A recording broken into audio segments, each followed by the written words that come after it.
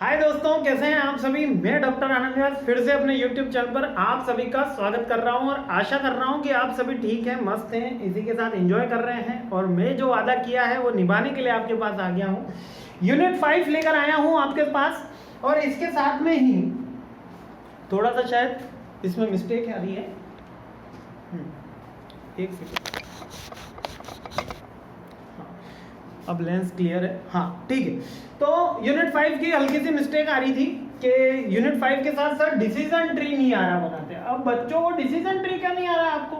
पूरे सेमेस्टर में सबसे इजी क्वेश्चन तो स्टैटिक्स में डिसीजन ट्री का है और डिसीजन ट्री अपन नहीं बना पा रहे हैं। कोई बात नहीं, परेशान मत हो, मैं इस यूनिट में डिसीजन ट्री बनाना भी आपको सिखा दूंगा और ऐसा सिखाऊंगा कि बिल्कुल कैसा भी क्वेश्चन आ जाए डिसीजन ट्री का तो अपन उड़ा देंगे। ठीक है, यूनिट 5 का रिवीजन करा रहा हूँ, जल्दी मेरे साथ बने रहिएगा। MBA, BBA, BTech, UGC NET की तैयारी कर रहे हैं, बिल्कुल सही है। और डॉक्टर आनंद व्यास आपका तहे दिल से स्वागत कर रहा है। ठीक है, सबसे जो पहला टॉपिक निकल कर आता है टॉपिक यूनिट 5 के अंदर, वो आता है कंसेप्ट ऑफ बिजनेस एनालिटिक्स। अच्छा, ये थोड़ा सा वापस बुकिश चला गया। अब बिजनेस एनालिटिक्स क्या होता है? Business analytics like different tools, F test, Z test, ANOVA, T testing, और ये टेस्ट हो रहे हैं जिससे मैनेजर कोई डिसीजन ले सकता है, वो बिजनेस एनालिटिक्स कहलाते हैं।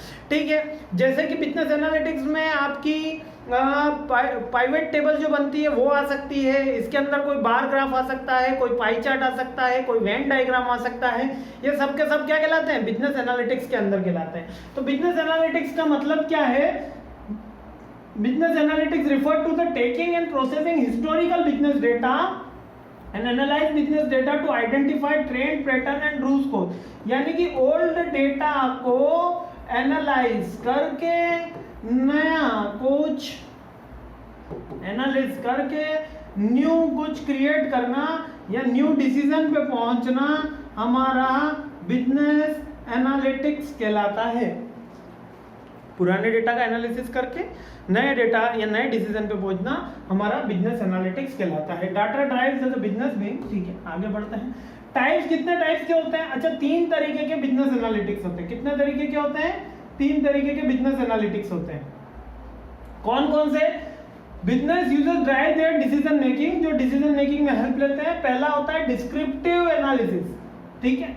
दूसरा होता है प्रिडिक्टिव एनालिसिस और तीसरा होता है प्रिस्क्रिप्टिव एनालिसिस। प्रिडिक्टिव, डिस्क्रिप्टिव और प्रिस्क्रिप्टिव। अब डिस्क्रिप्टिव का हिंदी में बोलते हैं विवेचनात्मक। अब ये डिस्क्रिप्टिव एनालिसिस क्या होता है कि क्या ऑलरेडी हो चुका है, यानी कि जो पास्ट का एनालिसिस होता है वो डिस्क्रिप्टिव एनालिसिस में आता है। समझ में आया? जो पास्ट एनालिसिस करते हैं उसको डिस्क्रिप्टिव एनालिसिस बोलते हैं। जो प्रिडिक्टिव का एनालिसिस यानी कि क्या होने की संभावना है, व्हाट कुड बी हैपन, क्या संभावना, जब हम प्रोबेबिलिटी का एनालिसिस करते हैं, प्रोबेबिलिटी का एनालिसिस करते हैं तो वो प्रिडिक्टिव एनालिसिस में आता है।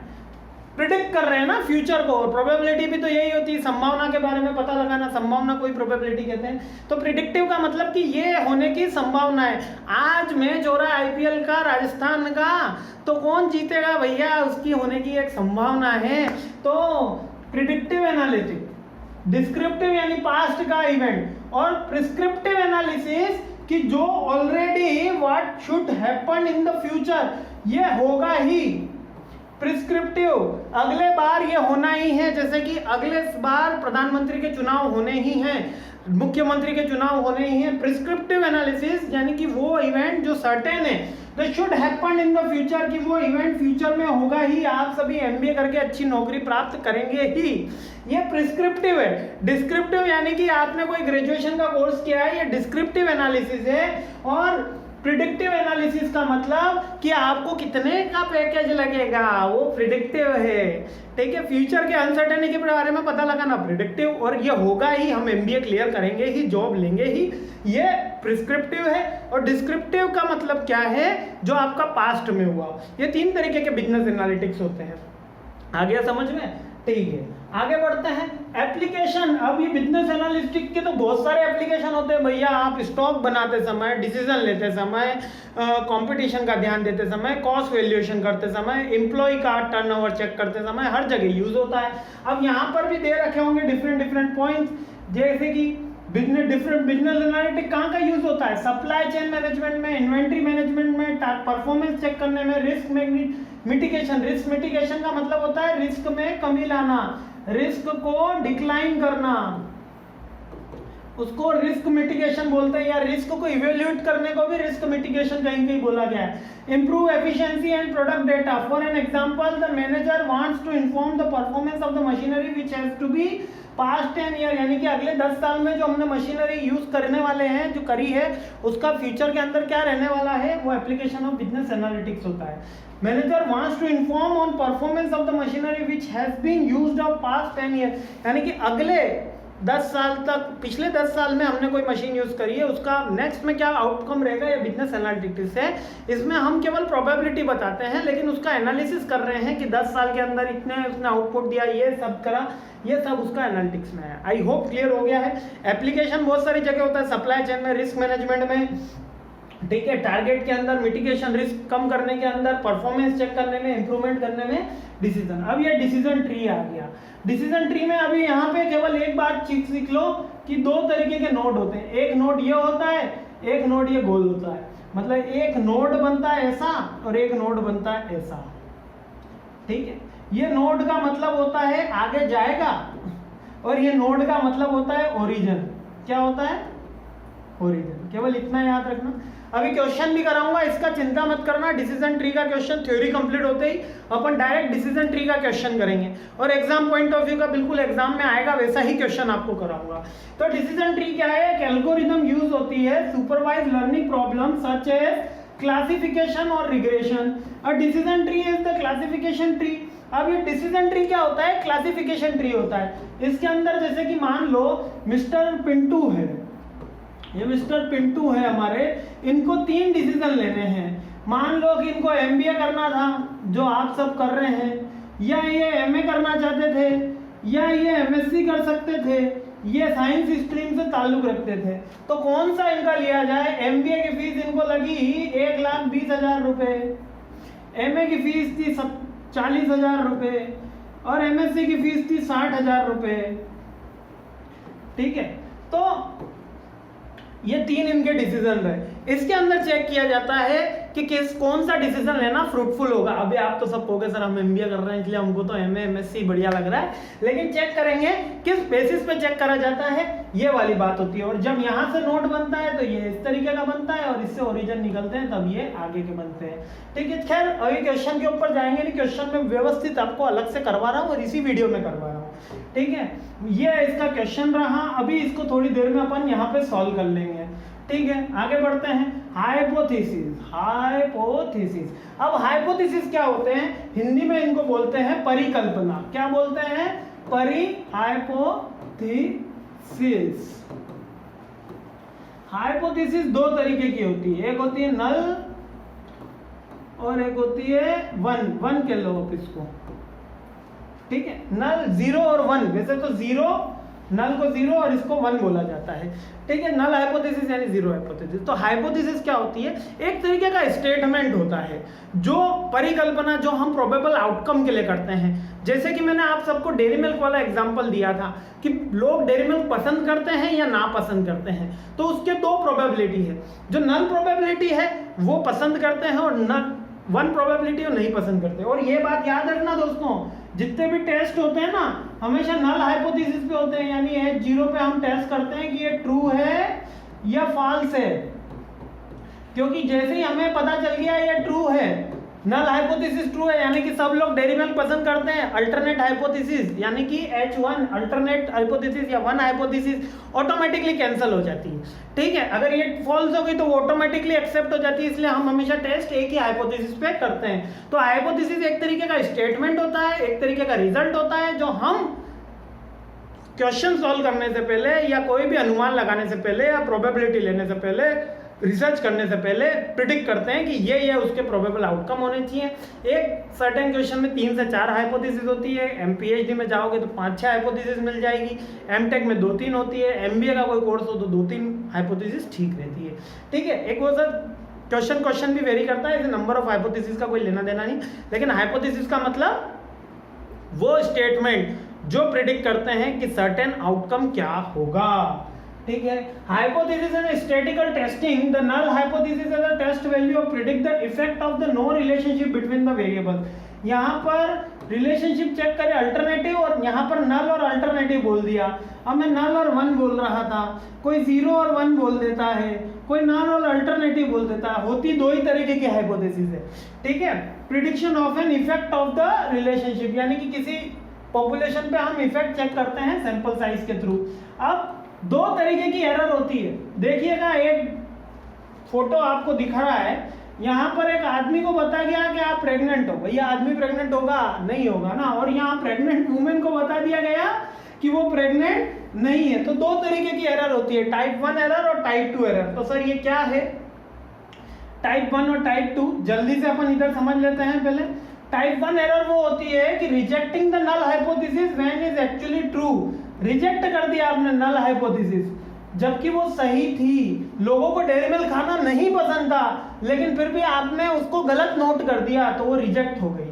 और सेकेंड हाइपोथेसिस यानी कि वो रिजेक्ट थी, लेकिन आपने उसको एक्चुअली फॉल्स मान लिया।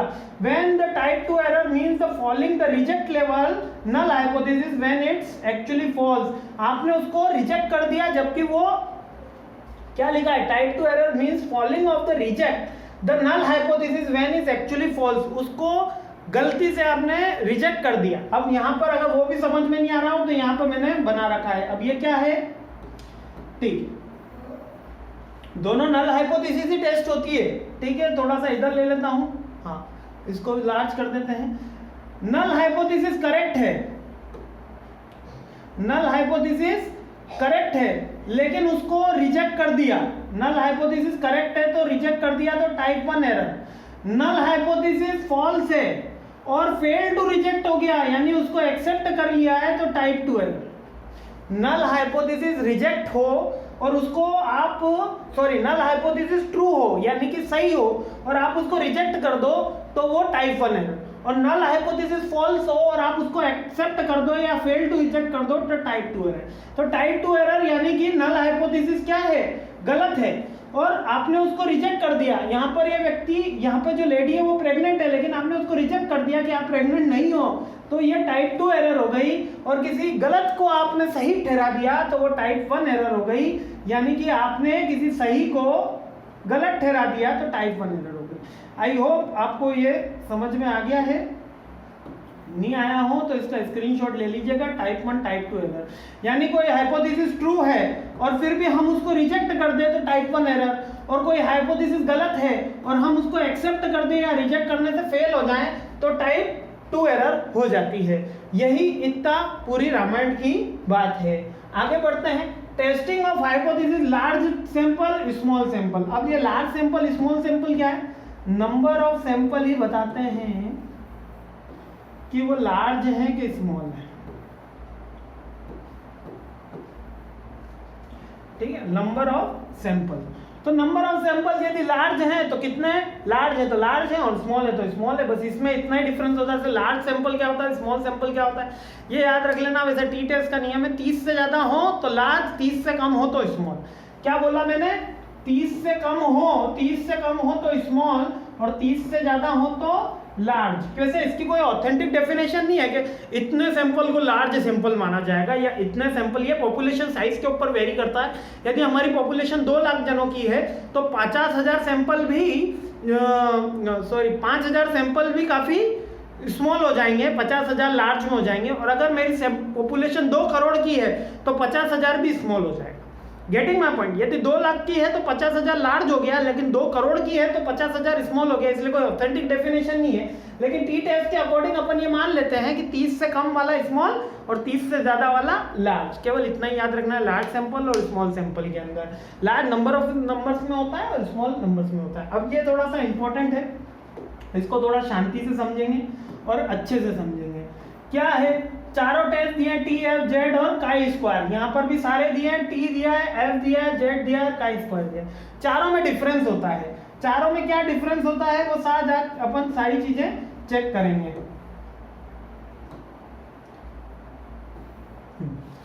सबसे पहले इस डिफरेंस को समझने से पहले अपन को इसके पैरामीटर सीखने होंगे कि किन पे मैंने डिफरेंस प्लॉट किया है।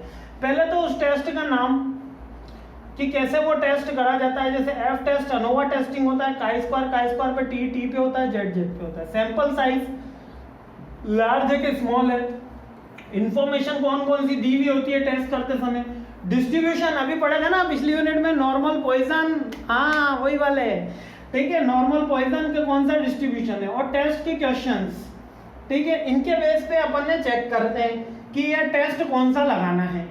ठीक है, ये टेस्ट लगाने से अपन चेक करते हैं कि हाइपोथेसिस टेस्टिंग के अंदर जब अपन हाइपोथेसिस टेस्ट कर रहे होते हैं कि ये रिजेक्ट हो रही है कि एक्सेप्ट हो रही है, तो पहला होता है जेड टेस्ट। जब लार्ज नंबर पे आए तो 30 से ज्यादा हो तो हमको जेड टेस्ट लगाना है, और 30 से कम हो तो टी टेस्ट लगाना है। इतनी बात याद हो गई। जब one tail two tail test, अब वन टेल टू टेल क्या होता है, ये टेल होते हैं, ये टेल होते हैं किसी भी प्रोबेबिलिटी कर्व के। कौन से, ये, इनको टेल बोलते हैं भैया, क्या बोलते हैं, टेल। टेल को हिंदी में बोलते हैं पूंछ। तो ये टेल जब अगर एक पे टेस्ट कर रहे हो तो वन टेल, और दो पे टेस्ट कर रहे हो तो टू टेल, ये एनोवा के अंदर ही होता है। ठीक है, अब अगला बढ़ता हूं। जब एनोवा एफ टेस्ट, जब दो से ज्यादा सैंपल का अपन टेस्ट करते हैं, 3 या 3 से ज्यादा सैंपल का अपन टेस्ट करते हैं, तो एफ टेस्ट यानी एनोवा टेस्टिंग लेते हैं, और काई स्क्वायर में 2 सैंपल। ठीक है, यहाँ भी 2 सैंपल है, यहाँ भी 2 सैंपल है, काई स्क्वायर में भी 2 है, और एनोवा में केवल 3 सैंपल है। इतनी बात समझ में आ गई। जेड टेस्ट जब करेंगे तो standard deviation of population given होगा, और यहाँ पे भी टी टेस्ट करेंगे तो स्टैंडर्ड सैंपल का गिवन होगा, स्टैंडर्ड डेविएशन, और एनोवा टेस्टिंग करेंगे तो ग्रुप साइज, ग्रुप मीन और ग्रुप का स्टैंडर्ड डेविएशन गिवन होगा। और यहाँ पर अगर काई स्क्वायर टेस्ट करते हैं तो नंबर ऑफ ऑब्जर्वेशन कैटालॉजिकल वेरिएबल्स में गिवन होते हैं। ठीक है, डिस्ट्रीब्यूशन सबके अंदर तो नॉर्मल रहता है, काई स्क्वायर के अंदर पॉइजन डिस्ट्रीब्यूशन भी किया जा सकता है। ठीक है, और इसके अंदर there is a two population, what do this two samples differ, do any this, ये तो ठीक है, एनी टू कैटेगोरियल वेरिएबल। अभी भी नहीं समझ में आया होगा क्योंकि मैंने बहुत ही फास्ट समझाया है, सिंपल वे में मैं बता देता हूँ। जेड टेस्ट जहाँ 30 से ज़्यादा जने होंगे वहाँ जेड टेस्ट होगा, जहाँ 30 से कम होंगे वहाँ टी टेस्ट होगा। इतनी बात समझ में आ गई। जेड टेस्ट में हम 2 पॉपुलेशन के बीच में चेक करते हैं जहाँ 30 से ज़्यादा वेरिएबल है, और यहाँ पर स्टैंडर्ड डेविएशन गिवन होता है पॉपुलेशन का। इसी तरीके से टी टेस्ट भी 30 से कम लोगों का होता है, यहाँ पर जो स्टैंडर्ड डेविएशन होता है वो सैंपल का गिवन होता है। एनोवा के अंदर हम 2 टेल का टेस्ट करते हैं, और यहाँ पर ग्रुप साइज गिवन होती है, जबकि काई स्क्वायर के अंदर 2 सैंपल का एनालिसिस होता है, और यहाँ पर ऑब्जर्वेशन दिया हुआ होता है। क्वेश्चंस छोड़ देना, केवल काई स्क्वायर में ये याद रखना कि ये नॉर्मल डिस्ट्रीब्यूशन के अलावा पॉइजनल डिस्ट्रीब्यूशन के अंदर भी और बायनॉर्मल डिस्ट्रीब्यूशन के अंदर भी काई स्क्वायर टेस्ट लगा देंगे। तो 1 नंबर में भी बन सकता है कि काई स्क्वायर टेस्ट कौन से डिस्ट्रीब्यूशन में लगता है तो किसी में भी, या बायनॉर्मल डिस्ट्रीब्यूशन में कौन सा टेस्ट लगता है तो काई स्क्वायर टेस्ट लगता है, बायनॉर्मल के पॉइजन में कौन सा टेस्ट लगता है तो काई स्क्वायर लगता है। ये सारे पॉइंट क्लियर हो गए। आगे बढ़े, एक सेकेंड, आइए, डिसीजन कहाँ गया, ये। तो ये आ गया अपना डिसीजन ट्री का क्वेश्चन, और डिसीजन ट्री का क्वेश्चन मैं आपको करवा रहा हूं, आप चिंता मत करिए, बिल्कुल चिंता मेरे ऊपर छोड़ दीजिए, क्योंकि ये डिसीजन ट्री का इस तरीके से क्वेश्चन आता है। पहले तो क्वेश्चन पढ़ लेते हैं, फिर इस क्वेश्चन को मैं थोड़ा सा साइड में रख के आपको डिसीजन ट्री बनाना सिखा दूंगा। एक बंदा है, मान लीजिए मिस्टर पिंटू है, वापिस से मिस्टर पिंटू है, वो इन्वेस्ट करना चाहता है। ये मिस्टर पिंटू भैया हमारे क्या इन्वेस्ट करना चाहते हैं, बहुत पैसा है इनके पास। तो इनके पास 3 ऑप्शन आते हैं, स्टॉक, म्यूचुअल फंड और बॉन्ड। स्टॉक वाला कह रहा है कि 70% तो बढ़ेगा पैसा और -13% गिर सकता है। म्यूचुअल फंड वाला कह रहा है 53% बढ़ेगा और 5% गिर सकता है। बॉन्ड वाला कह रहा है कि 20% बढ़ेगा और 20 गिरेगा, ये नहीं कह रहा है, दोनों का प्लस ये नहीं दिया हुआ है। और प्रोबेबिलिटी ये ग्रोइंग होने की 0.4 है और डिक्लाइन होने की 0.6 है, यानी कि प्रोबेबिलिटी है कि अकरेंस होने की संभावना है, यानी ग्रो होगा इसकी 40% संभावना है और 60% संभावना है कि डिक्लाइन हो जाएगा इस तीनों के अंदर। अब हमको डिसीजन नोट बनाने से पहले नोड पता होनी चाहिए, इसको बोलते हैं नोड। नोड होती है ना, टाई की नोट बांध लो, वो वाली नोड है, समझ लो। ये नोड होती है स्टार्टिंग की, यानी इसको ओरिजिन की बोलते हैं। इससे निकलने वाला अगर अगला कोई इवेंट हो रहा होता है तो इसको अपन गोल नोड बनते हैं। तो 2 तरीके की नोड है, ये एक स्क्वायर शेप की है और एक राउंड शेप की है, क्लियर है। तो 2 तरीके की नोड है, एक इस तरीके की, एक इस तरीके की। अब ये वाला क्वेश्चन करें, यही क्वेश्चन दिया हुआ है और बहुत इजी से मैं आपको एक क्वेश्चन करवा दूंगा। सबसे पहले यहाँ पर अपन देखेंगे, क्वेश्चन मैंने साइड में रख दिया है। सबसे पहले यहाँ पर इन्वेस्टमेंट के लिए एक नोट बनाएंगे। इन्वेस्टमेंट के 3 तरीके हैं, ठीक है। अभी थोड़ा सा मैंने उधर बना दिया नोट, इसको इधर बना देते हैं। इन्वेस्टमेंट के 3 तरीके हैं। यहाँ पे मैं इन्वेस्टमेंट आई लिख देता हूँ। इसके 3 तरीके हैं, 1, 2 और 3। ये 3 आगे बढ़ने वाले हैं, यानी कि आगे बढ़ने वाले हैं, इसलिए मैं लगाऊंगा यहाँ पर गोला, ठीक है, गोला। यहाँ पर आएगा राउंड, ठीक है। पहले के अंदर तो लिख रहा हूँ स्टॉक, दूसरे के अंदर लिख रहा हूँ मैं म्यूचुअल फंड, और तीसरे के अंदर लिख रहा हूँ बॉन्ड। बता, इतना बनाने में कोई मिस्टेक है क्या, कोई दिक्कत आ रही है क्या? केवल यहाँ पर आई लिखा, यहाँ पर आई का मतलब इन्वेस्टमेंट। नहीं भी लिखोगे तो ऐसा बोलता नहीं है कि लिखो, पर मैं लिख देता हूँ। यहाँ पर स्टॉक लिखा, अच्छा एग्जाम में पूरा लिख कर आना, मैंने तो ऐसे लिख दिया। यहाँ पर आप भैया स्टॉक लिख कर आना, बोला कि नहीं तो आनंद सर ने तो ऐसे लिखा था, हम भी स्टॉक ना लिखें, स्टॉक पूरा लिख कर आना, ठीक है। अब इसकी 2 प्रोबेबिलिटी, 2 प्रोबेबिलिटी, म्यूचुअल फंड की भी 2 प्रोबेबिलिटी है, ठीक है। अच्छा, प्रोबेबिलिटी अपन एक ही पॉइंट से निकाल देते हैं। थोड़ा सा इसको मैं फिर से रब करूंगा, हाँ, एक ही पॉइंट से निकाल देते हैं, बिल्कुल व्यवस्थित बना देते हैं, ऐसे, ठीक है।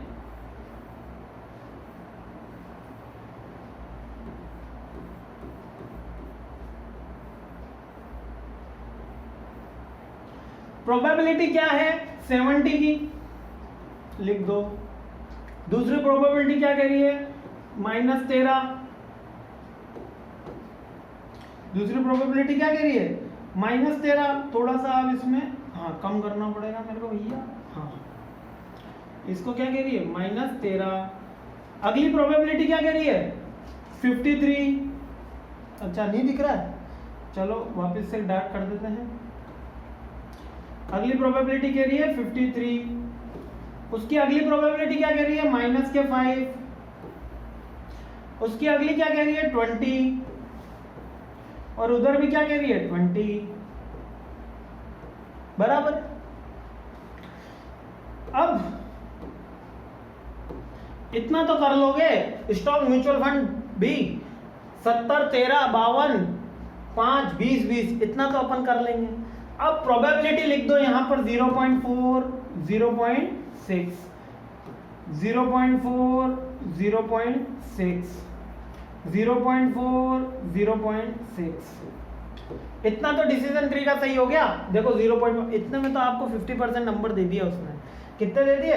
50% नंबर दे दिए, ठीक है। ये डिसीजन ट्री का अपना 0.4। अब क्या करना है? अब एक बात देखो, कॉमन सी बात कि भैया ये जो हमारा बॉन्ड वाला बंदा है, अरे अरे अरे मेरा हो गया, ये जो बॉन्ड वाले भैया हैं, ये बॉन्ड वाले भैया का तो 20-20 दोनों जगह है, तो क्या सिंपल एक ही प्रोबेबिलिटी लिख सकता हूं, क्योंकि प्लस हो या माइनस हो प्रोबेबिलिटी तो एक ही रहेगी। तो मैं यहाँ पर इसको कैंसल कर देते हैं, और ये केवल वो समझाने के लिए मैंने आपको वहां 20 लिखा था। डायरेक्ट यहाँ पर मैं 20 की प्रोबेबिलिटी लिख देता हूँ, और यहाँ लिख देता हूँ 1। 0.4 और 1 जोड़ दिया ना, तो यहाँ आ गया 1, ठीक है। अब क्या करना है सर मेरे को? इतना हो जाएगा तो आपका क्वेश्चन भी हो गया। अब ये करना है, दोनों प्रोबेबिलिटी को जोड़ देना है और एंड का आंसर निकालना है। स्टॉक का आंसर, म्यूचुअल फंड का आंसर और बॉन्ड का आंसर। बॉन्ड का आंसर है 20, ठीक है। तो अब सर किसका आंसर निकालूंगा मैं? अब निकालूंगा मैं इस 70, यानी कि फॉर्मूला क्या बना देखिएगा जरा, 70 into 0.4 plus 0.6 into 13। 70 into 0.4, 70 into 0.4, 6 point minus into 13, तो कितना आया? इसका कैलकुलेशन करोगे तो 1 सेकेंड, हाँ, इसका आ रहा है 20.2, ठीक, करके देख लीजिएगा। ये दूसरा फॉर्मूला फिर से सिखाता हूं, 53 इंटू 0.4। दूसरा फॉर्मूला क्या है? दोनों प्रोबेबिलिटी को जोड़ देना है। 53 इंटू 0.4 प्लस 0.5 माइनस 0.6, सॉरी यहाँ इंटू है ना, 0.5 इंटू 0.6, तो ये माइनस का है, याद रखना 0.5, अरे ये मैंने गलत लिख दिया, हाँ फिर से लिख रहा हूं, देखना -5 ब्रैकेट में -5 इंटू 0.6, इसको कैलकुलेट करोगे, इस इक्वेशन को कैलकुलेट करोगे, क्या आ रहा है, हाँ इसका आ रहा है 18.2, पहले का आंसर आया 20.2, दूसरे का आंसर आया 18.2 और तीसरे का आंसर तो आपको पता ही है 20, ठीक है। तो इससे क्या पता चला हमें, इससे यह पता चला हमें कि पहला स्टॉक लगाऊंगा तो 20.2 संभावना है, म्यूचुअल फंड में 18.2 है और बॉन्ड में 20, तो सबसे ज्यादा किसमें, स्टॉक में, तो आंसर क्या हो गया मेरा, आंसर बस यही हो गया, आंसर में बस यही लिख देंगे, मिस्टर पिंटू